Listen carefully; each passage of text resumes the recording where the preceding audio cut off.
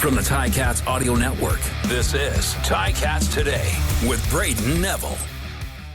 On today's episode, Omar Bayless joins the show to discuss the strides he was able to make last season, how he intends on growing as a player in 2024, and his friendship with Terry Godwin on and off the field. And we also hear from Ticats DB coach Brandon Isaac as we take an in-depth dive at the challenges of coaching. It's Wednesday, March 13th, 2024, and this is Ticats Today. Omar Bayless was able to produce in the second half of last season. If you can remember, when Duke Williams left the lineup, he was able to step in and get those looks he was looking for. He made the most of it, of course, having that huge game against Saskatchewan in Week 18 late in the season, picking up 2 touchdowns. And he's certainly looking to build off of that heading into this season. And he joins me today to discuss how he plans on making that possible. So, Omar, how you doing, man? It looks like you're enjoying some outdoor weather over there. Yeah, most definitely. I'm good, man. I can't complain. I'm just out here getting some of this sunlight. It's been cold lately, so, anytime the sun come out, I'm going to try to come out and try to, be outside. And I got a son, too, so he ain't came outside yet, but trying to get him, a little active. Get him off the video games, get him outside playing some sports. Yeah, because he kind of like me. Once he started playing the game, he don't know how to, he can play it for a few hours, so. Like father, like son, eh? Yeah, for real. Where are you spending the off season, Omar? I'm back in Mississippi, back in my hometown in Laurel, Mississippi. Right on. It looks beautiful out there. Yeah, it is. It's pretty nice. Good little day. I'm probably gonna take my cause it's spring break too for my nephew and them. So I'm probably gonna take them to the zoo or something. Try to do something with them. I'm pretty much family oriented. Nice, man. That sounds like a great time. So you're spending a lot of this off season with the family then. Yeah, most definitely. And we getting that work too. I'm expecting a big year out of myself. So I'm pretty much locked in and ready to get going. Also, what's the training been looking like for you since the start of the off season? How you been doing with that?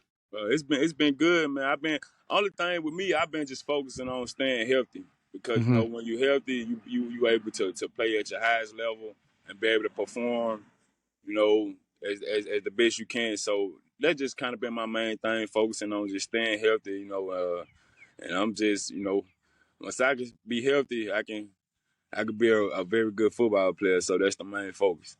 We really saw you come into your own as that second half of the season came on. You started to get those looks and you were taking advantage of it. How do you feel the end half of that year went for you in getting in and starting a lot of games?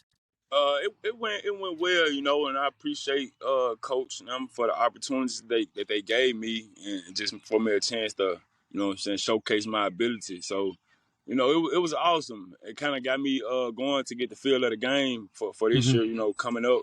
And I could just start out, how I left. And I'm just going to take it and run with it, man. I'm just ready to get going, because I kind of got the gist of the game and, knowing how everything go, how people move, these different schemes that people throw at us. And, I took that all in the heat and, used that first year with them couple games as, something to get going, and now that I know how it go, I'm all full force. I'm ready to get going. I'm going to lock all the way in and I'm just trying to get that Grey Cup.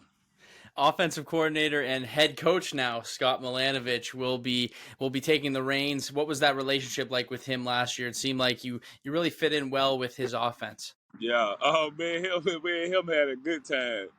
Because it was a lot, he did a great job also coming in with the stuff he had going on to really, keep the offense together and stuff. It's going to be a great time with us. And we added more weapons, more pieces to the offense, to kind of open up other things for other people.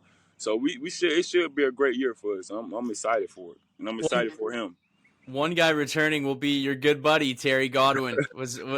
How were the conversations? Were you waiting for him to say he was coming back? What was that like in this offseason whenever we were waiting for him to sign? Yeah, man, him kind of stayed in the touch the whole time. He was kind of keeping me in the loop on everything that was going on. And I told him he can't leave me like that. We just getting started. So, he ended up, signing back. And, man, him just kind of pretty much on the same page with everything.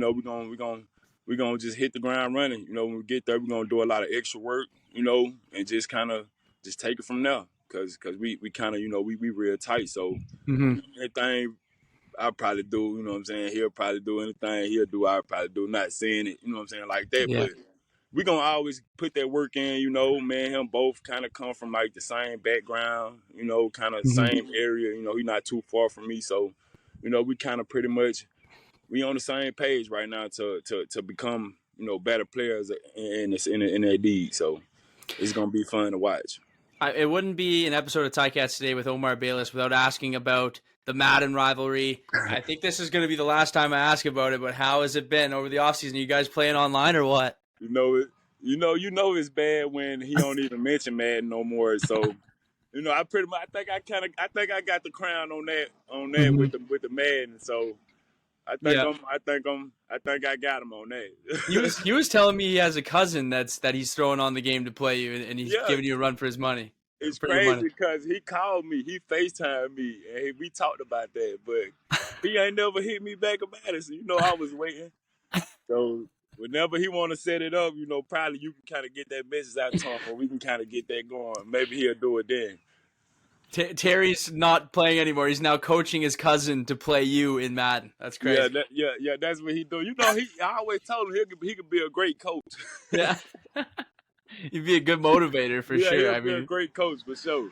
another guy returning on this receiving core is so important is Tim White. What can you say about him coming back and how important that is for your receiving core? Oh, that's very important. You know, Tim is a great guy. You know what I'm saying? Great player. He just one of them guys you can always kind of depend on. You know, when it come down to football, because he real serious about it. You know, Yep. he got. You know, he he's him. You know, they call him Tim White. They call him Rich. It's really him White. So, I talked to him too. You know, during the off season a little bit too, and I just told him I kind of the same thing I related to you. I just kind of told him, man, we just gonna, you know, we got to come in, hit the ground running since we all kind of, you know what I'm saying, been with each other for a whole year. We kind of Yep. got, you know, we know the guys that we got. You know, we got to welcome the new guys that's coming in also, and we just gonna set the standard real high, and we all just chasing the same thing on the same page. Do you feel coming in with that experience you got last year is really going to pay dividends? It's really going to help you for this year to be even better? Yeah, I most definitely will. You know how it go when you kind of get, you know, a taste of something, then you know how it really is. So I'm that type of guy. Once I get in that fire and see how it really is, then I take it from there and try to elevate my game off the, you know, the mistakes I made in them past games last year, and, you know, and try to just fix those mistakes and be the best player I can be to help this team, you know, get the wins that we're supposed to get and just be successful. But I'm ready, you know. I'm really excited for this year because it's gonna be a lot of great things, you know what I'm saying, come around. So One I'm guy who's ready. going to be coming onto this coaching staff as your receivers coach is Naaman Roosevelt, a guy who's had multiple 1,000-yard receiving seasons in the CFL. He's not very far removed from that either, but how much does that add, having that extra set of eyes who have been there and done that before to join your coaching staff? You know, it's always great when you can get a coach that done played the game and know what's going on. So I can learn a lot from him. You know, and the whole receiver corps also can, and you know he can relate to us sometimes when you know stuff ain't going right because he done been in it. He know how it goes. So Yeah. it should be fun, and I'm excited for him. You know, just like everybody else. So it's gonna be a great year. I can already feel it. You know how you could just Yeah. you know, just kind of sense, you know, great things gonna happen, and I just feel good about this team upcoming this year. Yeah, I feel the energy. Honestly, there's a buzz around this team. You look at on the other side, you got the defense and so many Right. additions and how that's shaping up. We have a strong core coming back here on the offense, and I guess the guy that's really the biggest thing coming back is quarterback Bo Levi Mitchell. I Yeah, mean, what is that relationship like with Bo and getting him back and hopefully for a healthy season here? Knock on wood. yeah. It's always great getting you know the veteran quarterback back. You know he's been through everything in that league, and you know he fought through a lot of adversity last year. And one thing about him, he always kept his head high, and you know what I'm saying, kept positive energy whenever he came around. So, and that's the thing I love about Bo the most. And you know, as a quarterback, he always give his receivers chances also too to make plays, and Yeah. you know you can't go wrong with a quarterback like that. And he's gonna have a great year also. You know, I'm pretty sure he locked in, getting to work right now. So, and he got a lot to kind of, I wouldn't say a lot to prove to people, but you know, a lot of people had doubted him and kind of like gave up on him when, Yeah. you know, when they ain't had no reason to. But you know, he blocked out all that noise, and you know, he was helping everybody else when he, you know, was down. So anytime you got a guy like that, you wanna keep them around and just kind of, you know, lean towards them because them good people to be around. Oh, absolutely. And I mean, you can never doubt a future Hall of Fame quarterback. That's for Bo, sure. yeah. Especially not Bo Levi Mitchell, a guy who's won multiple Grey Cups. When you look at this team and you look into next season, what are you looking to do? And what does this team need to do to have a more successful year and have some playoff success, Omar? I would just say we just gotta come together as one and just win football games because that's what it's about. You know, just getting the job done on the field and getting extra work when we need to because it's a lot of time on your hands. You know, within the league rules, you know, you got a lot of time on your hands after you're done with, you know, what you really supposed to be doing. So I feel like we all can just kind of get that extra take that extra step. I say take that Yeah. extra step and just, you know, and do what we do because we got the talent, we got the guys in the room, and our main focus is just getting the job done. You know, at the end of the day, just got to win football games, and that's what we're gonna do. Excited to get going here, Omar. We're nearing closer and closer to training camp. How fired up are you to get on the field and get those cleats on and get back to Ron Joyce? I'm ready, man. I really been kind of dazed down myself Yeah. because that's how excited I am. I just wanna, you know, ain't nothing like football, man. It's the love of the game that I got for it. And like I said, I'm locked in on a whole nother level right now, just to kind of show people like the talent I really got and who I really am on that football field, and also off the football field. You know, giving back in the community, you know, helping people, just things like that. You know, and the football stuff gonna kind of take care of itself because I am who I am, and that's just what it is. So I'm excited. I'm excited. I feel the energy, man. I feel the energy. I'm excited too. I'm not playing, obviously, but I'm excited to be back there with you guys, get to watch some football. So Yeah. I appreciate you joining me today, man, and looking forward to seeing you back at training camp. Yeah, most definitely. I appreciate you, Bray. That was Omar Bayless ahead of our annual coaches clinic coming up on April 21st. I wanted to take a deeper dive into the mindset of coaches and the challenges that they face on a daily basis. And joining me to discuss his philosophies and opinions on coaching is Ticats DB coach Brandon Isaac. Coach, thanks for joining me again today. It feels like it wasn't that long ago we were speaking about you joining the team. Oh, man, thanks for having me. You're absolutely right. It was just a few weeks ago, and here we are again. Hopefully, it's an entertaining time. I want to take a deep dive into coaching and how you approach coaching because a bunch of local coaches and youth coaches and all coaches from all over are going to come to Tim Hortons Field and work with you and the rest of this coaching staff. So I figured I'd pick your brain a bit on coaching. But the first question I want to ask you is, what, in your opinion, makes a good coach? I think adhering to the room and understanding what the room brings and being able to utilize that talent to make it become one cohesive group and working towards one individual goal. Yeah. And do you feel building those relationships with players off the field and not just having them as a number on the field is important? Absolutely, absolutely. I think you get more out of a player. For me, when I had the connection with the coach, it allowed me to give more and to do more. And that's a part of me becoming a coach is understanding the nuances of the player-coach relationship and building that foundation on more than just X's and O's and getting to know those players for who they are and what they stand for and trying to just help them become a better version of themselves. Yeah, it's important to get to know the person. I totally understand that. And a lot of times people refer to that as a player's coach, but I think most coaches are kind of like that nowadays as it's kind of transitioning from the old days when coaches were more, fierce and wanted you to play, and that's all that mattered to them. Has there ever been times in your career, and you don't have to mention any names or players, where you had to deal with adversity, maybe where something came up that a challenging player or a situation that you had to battle through? They always come up every year, every month. Just like you mentioned, players go through things. We all go through situations in life, and being able to have someone to talk to and relate to gives you a better perspective on what you're going through. A lot of times we deal with a lot of things in our minds and create these situations, but having someone you can listen to and express your feelings to helps the situation out better. Do you feel, because a lot of the times these players are so far from their families, they almost look to you and the rest of the coaching staff as that person to lean on in difficult times? Absolutely, but also this from childhood, like majority of these players are players Hmm. come up playing football. So coaches are really big role models in their lives. You know, if you say if an individual had to write his top five role models down of people who influenced them, I'm pretty sure that coaches are going to be in that list. And understanding that role as a coach and being that player that one time looked to a coach for advice and for mentorship.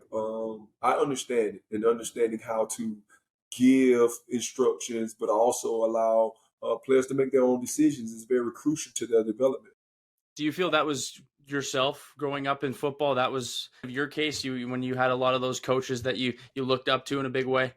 It also motivated me when I got to the Yeah. end of the road of my playing career, when I no longer could make a play. I found myself giving advice and trying to help players make their plays, and understanding that the more they knew how to play it. It's a funny story.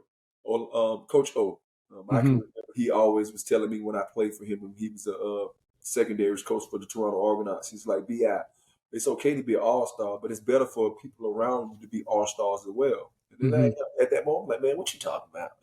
But then I realized what he was talking about. What he was saying earlier was, when everybody around you are stars and doing things, then it's you have to not do as much work, Hmm. because everybody's understanding their role and everybody's playing their position. And then now, as a coach, that's what I'm trying to do. I'm trying to take that approach to get everybody to understand that, hey, just do your job. You hear it Hmm. all the time. You hear that cliche all the time. Just do your job. But it's so Yeah. important for everyone to do their job so that the game is played more smoothly.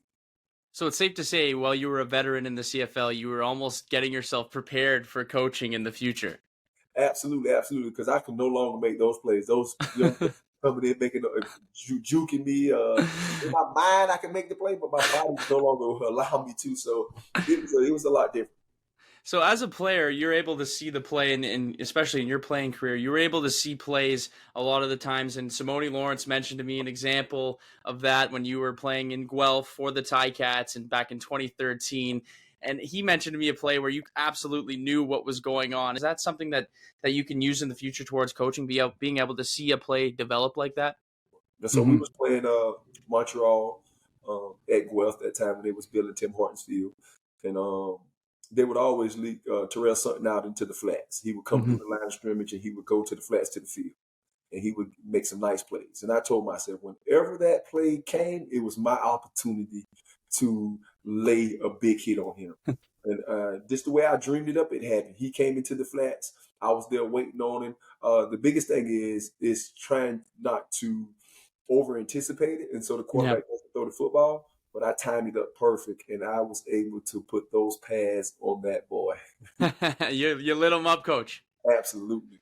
There's a lot of young coaches getting into coaching that played the game at some level, but what questions do you get from coaches who are looking for advice? Or what's the question you get the most? What questions? How to position themselves to kind of be in my position. Hmm. Oftentimes, well, in this day and age, we live in a microwavable society where everybody thinks and believes that they deserve to be on a certain stage or platform. Hmm. Um, in my case, I like to tell them, I had to work hard to get where I am, Yeah. and they have to understand that they need to do their due diligence and work significantly hard and position themselves to be in this position. Does that come with a lot of heartache, frustration? Yes, but at the end of the day, when you reach your goal of becoming a coach at a certain level, it's worth it. So just Yeah. continue to work hard and have faith, and work and continue to work towards your goals.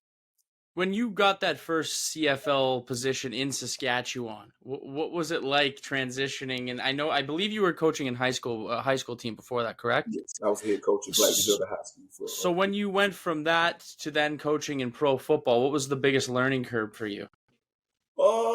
hearing what the coaches said in the coaches meeting room, because I'm Yeah. coming from a player's perspective, Yeah. oftentimes, and then now sitting down with coaches at meetings and really understanding the nuances of those meetings and how they view players and things like that. So sometimes I'm like, man, did they really talk about me like that? Yeah. But also just learning the fine details of running an organization and being a position coach and just compartmentalizing everything. And it's a prime example. It's not like you were just given this job as the DB coach with the Ticats. You went from coaching at the high school level to coaching or to being on a coaching staff to now being a position coach. It's, it takes steps. And even for an ex-CFL guy like you, a guy who's played in the league, it's not an easy process like people may think. No, it's really not, because the things you think you know, you really probably don't know. You know what I'm saying? Because you have to be able to take your philosophies and now a DC's philosophy and mesh it together. And a lot of things are happening. There are a lot of flying bullets and a lot of things that you have to adjust to. You have to adjust to my feelings aside, his feelings aside, and be able to teach him, because we have an objective. We were trying to win a football game. So it can become very difficult at times, but however, I think it's worth it. And when you mentioned Coach O, and one thing he's so good at is understanding people, and all good coaches and all great coaches are good at understanding people. How difficult is it to kind of manage each and every individual, because everyone's different, right? Everyone's going through different things. Is that something that's almost the most difficult part about all this, or challenging? It's challenging, but I think the biggest thing is understanding where they are and being able to get on their level and able to move them up to your level. So being able to differentiate each player and being able to utilize a different type of talking style to be able to reach that person. Not saying I'm losing myself, but my wording may be different to you maybe from where I talk to Joe, so the message is the same. The message don't change, but individuals seem to take it differently. So being able to listen and talk and understand who that person is, and now utilizing that information to uplift and help develop and get the message across to that individual is very crucial. This clinic coming up here in Hamilton, why is it important for coaches to come out and learn from you guys like you and Coach Scott Milanovich and Orlando Steinhauer and to get that advice from guys who have been through this?